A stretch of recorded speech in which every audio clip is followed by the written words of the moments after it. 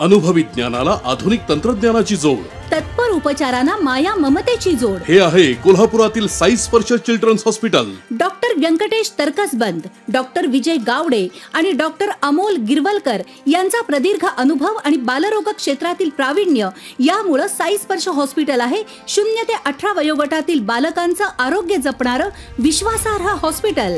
आजचा आपला विषय आहे कार्यकर्त्यांनो आता तरी शहाणं व्हा. नमस्कार, माझा महाराष्ट्र न्यूज मध्ये मी साक्षी. पाहूयात आजचा ब्युरो रिपोर्ट. स्थानिक स्वराज्य संस्थांच्या निवडणुका या कार्यकर्त्यांच्या निवडणुका असून गेली काही वर्ष कार्यकर्त्यांनी या निवडणुकांसाठी तयारी केली आहे. मात्र या निवडणुकीत सुद्धा कार्यकर्त्यांचा वापर फक्त प्रचारालाच केला जाणार असंच चित्र स्पष्ट दिसतंय.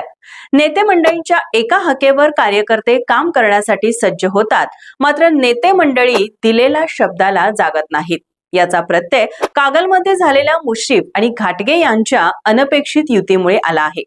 नेत्यांनी निवडणुका आल्या की कट्टर असणाऱ्या विरोधकांसोबत जाऊन युती करायची. कार्यकर्त्यांनी मात्र नेत्यांच्या मागे मेंढरासारखं जायचं. नेते मंडळी जे काही म्हणतील तेच करायचं. नेत्यांशी एकनिष्ठ बनून राहायचं. विरोधकांची डोकी फोडायची. अनेक गुन्हे स्वतःवर घ्यायचे. घरच्यांना जीवाला घोर लावायचा. तरी देखील शब्द पाळण्याची वेळ जेव्हा नेत्यांवर येते तेव्हा नेते मंडळी पाठ फिरवतात. आपल्या सोयीनुसार कार्यकर्त्यांचा वापर करून घेतात. कागलच्या अनपेक्षित युतीवर अनेक कार्यकर्त्यांनी तीव्र नाराजी व्यक्त केली आहे. कागलमधील प्रमुख 4 नेत्यांपैकी शब्द पाळणारा नेमका नेता कोण हे कार्यकर्त्यांनी पाहिलं आहे. कागलमधील राजकारणावरून आता तरी कार्यकर्त्यांनी शहाणं व्हावं. नेत्यांच्या शब्दावर विश्वास ठेवून उल्लू बनू नये असं म्हटलं तरी चुकीचं ठरू नये. कागलच्या राजकारणाची एकंदरीत पार्श्वभूमी पाहता येणाऱ्या निवडणुकीत नेत्यांना कार्यकर्ते साथ देणार की नाही हे पाहणं आता गरजेचं आहे. मात्र आता कार्यकर्त्यांनी शहाणं होणं तितकंच गरजेचं आहे.